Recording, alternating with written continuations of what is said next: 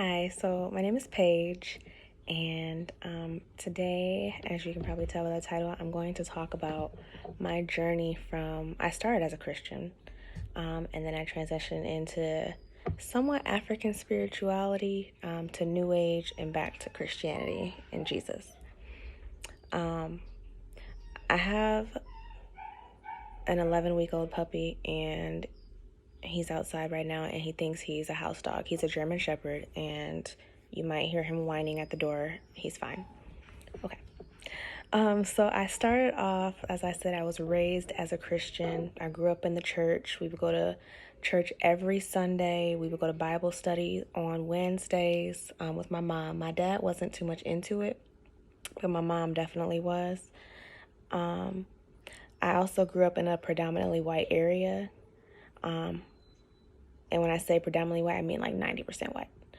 And so growing up in that area, it kind of made me have like a conflict within myself as far as my identity, because I grew up being told that I talk white. And with the white kids, it was like you can physically see that I'm black, and I wasn't, really accepted there either. So after high school, I really wanted to really find myself and find something to identify with. So I went to an HBCU, and that's probably one of the best decisions I've ever made, for sure. I went to Hampton, and I have my notes right here, because I can ramble and just get off track so I have my notes. But Hampton, I learned a lot about myself there, and I met some amazing people who were really raised the same way that I was. Like my freshman year roommate, we grew up very similar. And she was also raised in the suburbs. She also was told she talks white. She was also raised very religious and things like that. So, mind you, I said I went to an HBCU because I was looking for a sense of identity. And I grew up in a white area, so I wanted to, be amongst my people and, get to know myself as a black woman. And so I took an African American history class, and that's where my concept and my introduction into the New Age and African spirituality, that's where my interest was piqued. So she starts teaching us about the concept of Jesus, and how the whole idea of Jesus is like Europeanized. Is that a word? I'm sorry. Anyway, I'm going to say it as a word, and if it's not, whatever. Europeanized, and it's traditionally an idea that started in Kemet with Set, Osiris, Heru, who else was it? And Isis. And basically, it's the story of what happens is Set and Osiris are brothers, and Isis is the goddess, and Heru is Osiris and Isis's son that was born out of divine conception, just like Jesus was. Set is the evil brother that we know as Satan. He's the Satan figure. He kills Osiris, and he just spreads his body out all across the land. And Isis goes and finds every piece of his body and puts it back together. She just can't find his penis. And so miraculously, Heru was born, because Isis doesn't have the member that she needs to actually conceive. And that's where the story of the, Jesus being born out of divine conception idea comes from. And then Heru was born, and his whole mission in life is to avenge his father's death and restore the kingdom back to his father's throne, basically, because it was taken over by Set, who's the devil. So it's very parallel. I probably left out a lot, but just so you get the gist of the story. So hearing that, I was like, wow, because she's like, Jesus isn't real. This is where the story comes from. I can show you proof. She shows us history books and articles and everything like that, and talks, and she like really talks to us as if, she tells us that, we're kings and queens. And this is my college African American history class, and we're all just eating it up. And they got you out here on TV shaking your A and selling drugs, and that's not where we come from as a people. Our history didn't start as slaves. We were kings and queens before we were slaves. We showed everybody how to bathe themselves. She just like really is like gassing us, which, really low key is what we needed as young black kids. But I think I kind of fed into it more because of the fact that I was looking for that identity anyway. So, when I go, home from class, and even in my free time, like, I'm researching this stuff, and I'm researching like where did black people come from, but like, our history as kings and queens, and what was our spirituality, and like who did we worship, and like what were we into. And then you start getting into like ancestor worship and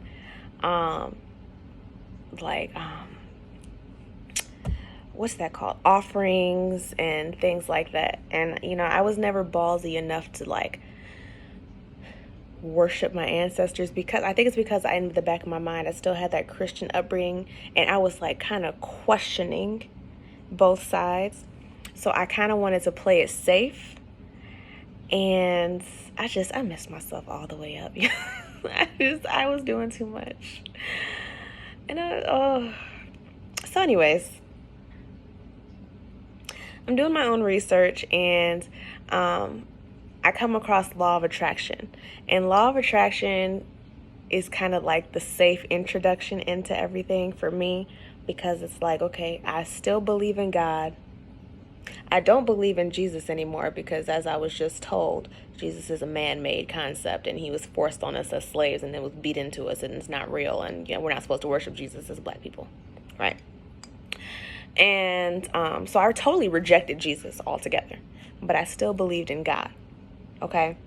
And so I would audibly, like, in conversation, tell people I no longer believe in Jesus because of this class that I took, right? And I think once I started telling people I don't believe in Jesus, when I started like denying Jesus out of my mouth to other people, that's when my whole world came crashing down.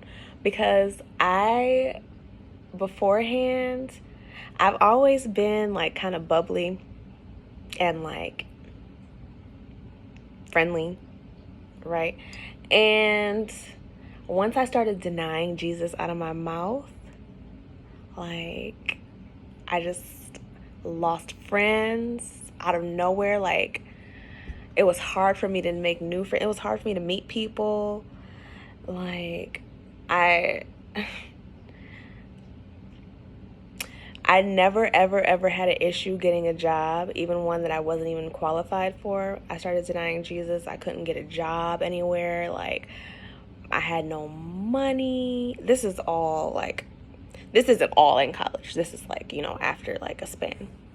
But I'm thinking, because I'm practicing law of attraction, which is all about maintaining these positive thoughts, and what you project out into the world from your subconscious is what's given back to you physically.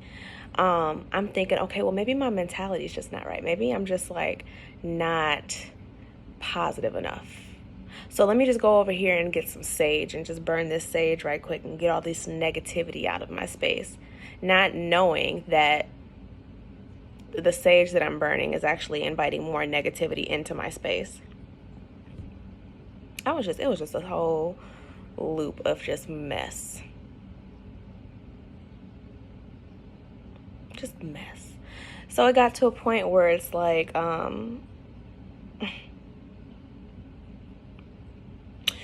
you know what?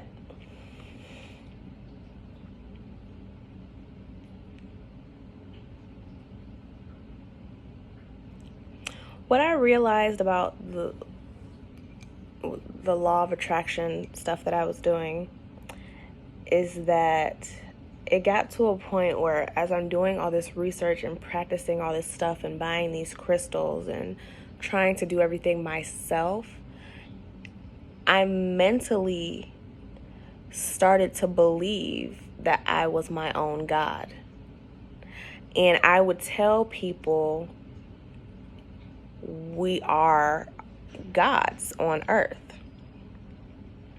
And I didn't mean it in a malicious way. Like, in no way was I feeling like anything that I was saying was satanic or demonic or anything. If anything, I thought I was helping people to like realize the truth, because my life was changed by the truth.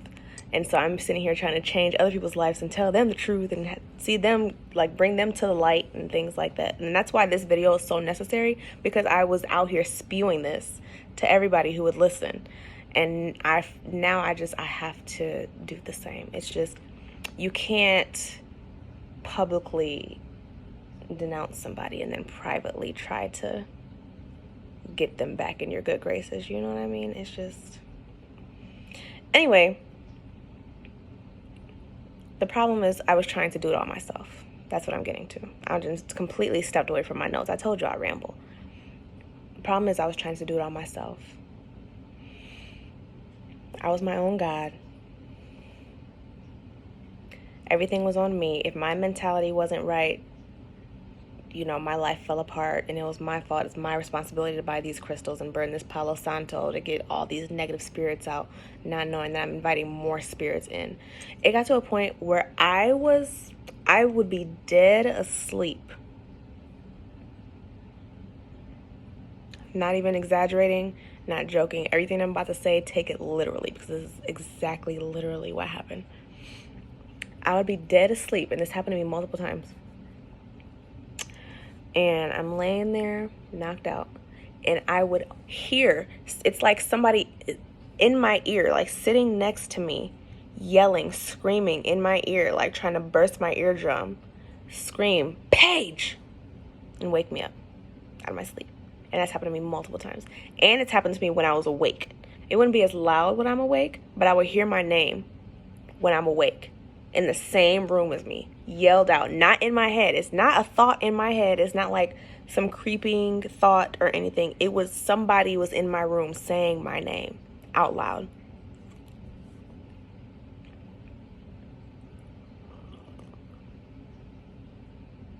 So then what do? I go, I get some sage and get some Palo Santo, trying to get whatever that is out of here, and it brings more just mess. Just whatever that is, it brings more of it. I didn't know that the sage and Palo Santo was an invitation. Like, this whole, everything that we're told about how this new age stuff works and these crystals and everything, and how they're supposed to bring healing, and like, okay, in the beginning, it's what gets you hooked, is the fact that it does, but then it just stops working. It just stops working. Like, it's like a bait and switch. It's like, okay, I got you where I want you, and now I'm about to show you what it really is. And what's crazy, this is how God works. This is why God is so like, so I told you I was born into a Christian family. All I knew was Jesus, right? God could have stopped this a long time ago, right? But God, being the parent, the father that he is, and this is what a father will do, he said, okay, you think you can go out here and do this yourself? Go ahead. Do it. And he just sat back and just watched and ate his popcorn, probably his holy popcorn, and just watched me just tear everything up. Just watched. And probably laughed a few times, like, look at her, just making a mess of everything. And then when I came back in tears, like, God, I'm so sorry. Jesus, I'm so sorry. I didn't mean any of it. And he just wrapped his arms around me and just said, it's okay, like nothing ever happened. And it's just so crazy to me. It's just so crazy to me. And I'm just so grateful that that's what happened. And I wish I could just go into detail of just every little thing. But it's just like, and you watch these New Age to Jesus videos. I watched a bunch of them. And you hear people talking about the peace that was brought over them and just the happiness that they feel.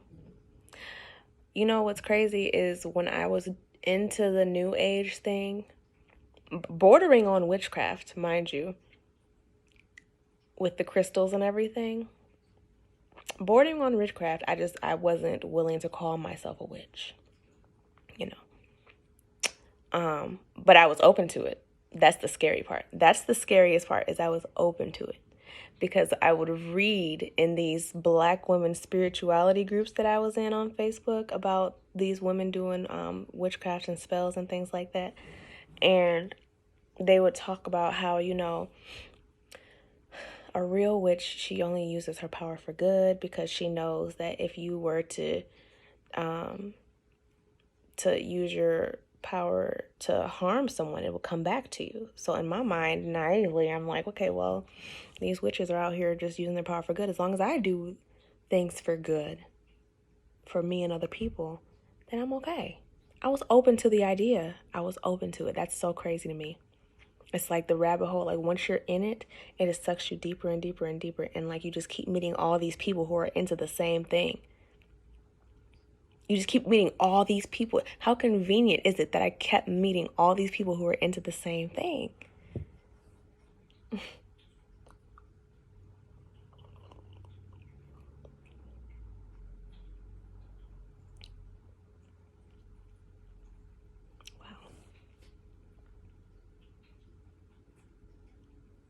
I don't think you really, until you stray from God, and it feels like he almost encourages it. He encourages you to, okay, go see what's out there. Go ahead, see what's out there, explore, get your feet wet, things like that. That's what it felt like for me. Explore, get your feet wet, do your thing, talk to people, da da da da da. But then when you're ready to come back to me, I'm here. And that's what it felt like. That's what it feels like. And it's more genuine that way. And somebody said it's not love unless you have a choice.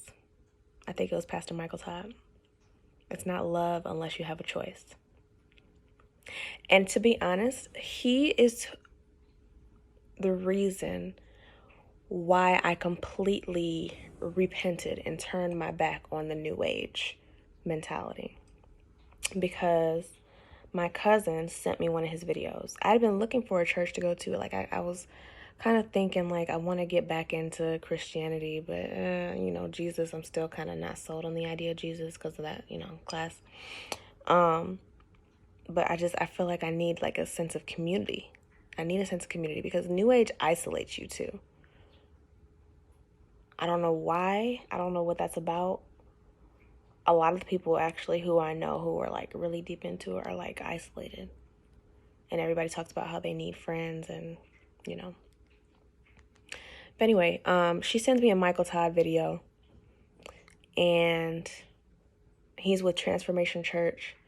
And he just, the way he helps you to see God for who God is, as the loving, boundary setting God. I've never had God presented to me in that way. Because growing up, God was always mean and just stern, and just everything you did, you going to hell. Like, and these people who were explaining this to me and preaching this to me, they didn't live their life that way. And they didn't care about going to hell, obviously, because the stuff that they were telling me not to do, they were doing. So, like, I don't know. It was just very conflicting. And very, like, I was very scared of God growing up as a kid. Very scared of God. And now it's just like, I think because I've experienced not having God and experience trying to do it myself, it's like I'm more hungry for God. I have a hunger. Like I want to know more. I want to feel more. When I sit and pray and I'm able to sit in silence and just pray and hear him and feel him, it's like, I don't know how to explain it. I don't know how to explain it. It's very humbling for sure. It makes me feel like, not meek, but like,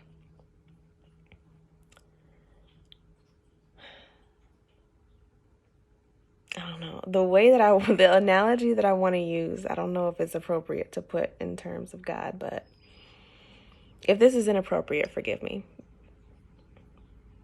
But women, you know how you're with your man and he's strong and, you know, he has a presence about him. And when you go out with him, like, you just feel protected and you feel like you can be, you know, kind of like more reserved and more like, you just let him be the man.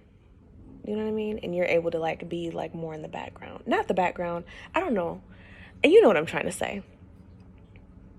You're able to be, you don't have to be that strong woman. That's what I'm trying to say. You don't have to be that strong woman. You don't have to be on guard because your man has it.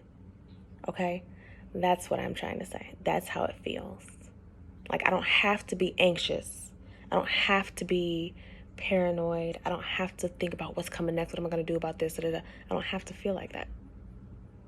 Because you know your father has it. That's how it feels. It's like everything is just taken away. When I'm praying, I can feel it just coming. Like, I could just feel it being taken away. The peace just filling me.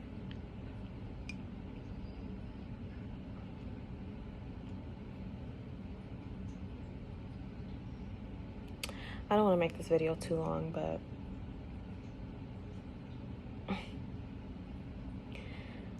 all I know is that I've experienced some pretty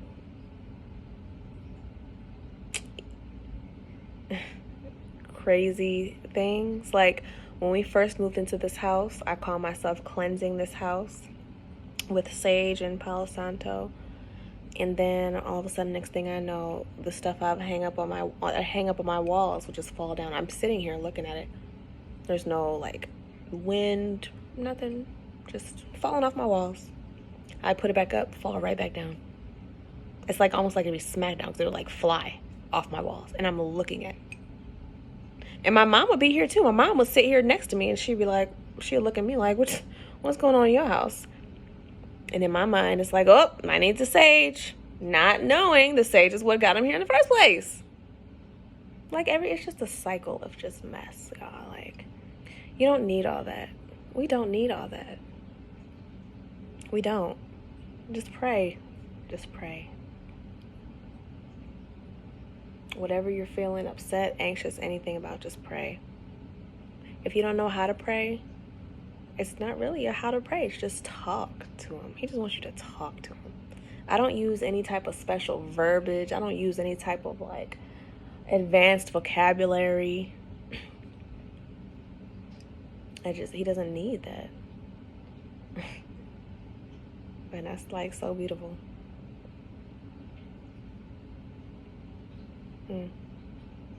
But that's really all I have for this video. Thank you for watching.